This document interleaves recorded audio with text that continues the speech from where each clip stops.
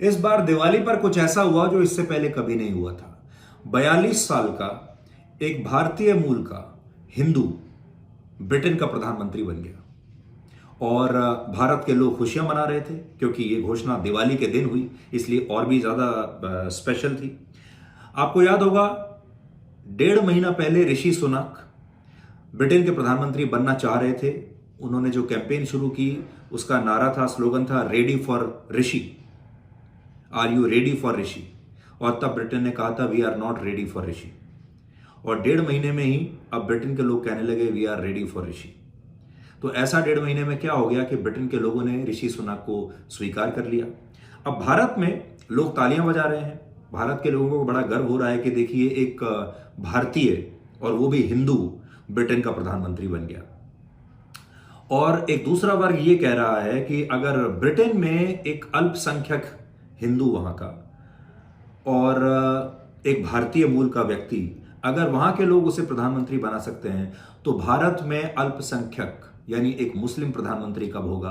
और भारत के लोगों ने विदेशी मूल के लोगों को स्वीकार क्यों नहीं किया।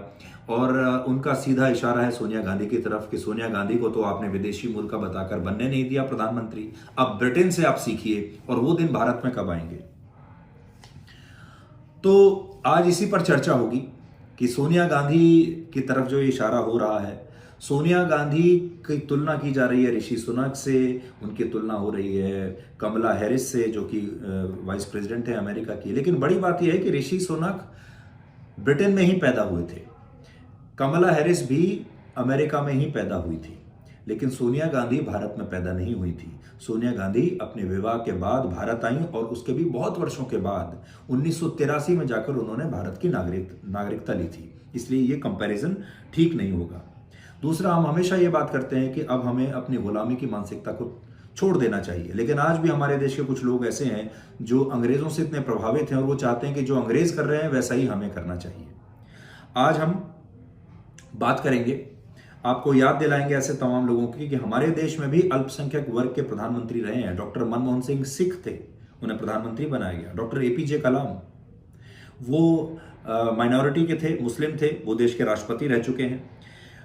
और एक बड़ा थॉट ये भी है कि जो लोग बहुत खुश हो रहे हैं ऋषि सुनक के प्रधानमंत्री बनने पर, उनको हम ये भी बताना चाहेंगे कि ऋषि सुनक क्या वाकई में वो प्रैक्टिसिंग हिंदू तो हैं, लेकिन भारत से उनका संबंध क्या है।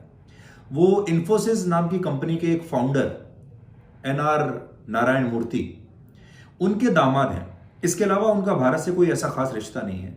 उनके जो दादा थे वो वर्ष 1937 में पाकिस्तान के गुजरावाला से माइग्रेट कर गए थे। पहले वो दिल्ली आए और दिल्ली के बाद फिर वो केनिया चले गए।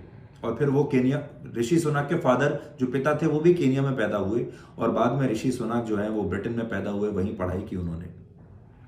आज समस्या ये है कि दुनिया में किसी भी बड़ी मल्टीनेशनल कंपनी का कोई जब प्रमुख बनता है भारतीय मूल का कोई व्यक्ति तो हम बहुत खुश हो जाते हैं। किसी देश का प्रधानमंत्री या उपराष्ट्रपति या राष्ट्रपति बनता है तो हम बहुत खुश हो जाते हैं। लेकिन बड़ी बात यह है कि इन लोगों का वहां पर प्रधानमंत्री बनना या उस पद पर आना, क्या ये भारत की सॉफ्ट पावर है? क्या भारत इस सॉफ्ट पावर को कभी इसका प्रयोग कर पाएगा? और ये सारे जो लोग हैं जो अपने आप को बताते भारतीय मूल के हैं, क्या ये दिल से भी भारतीय हैं?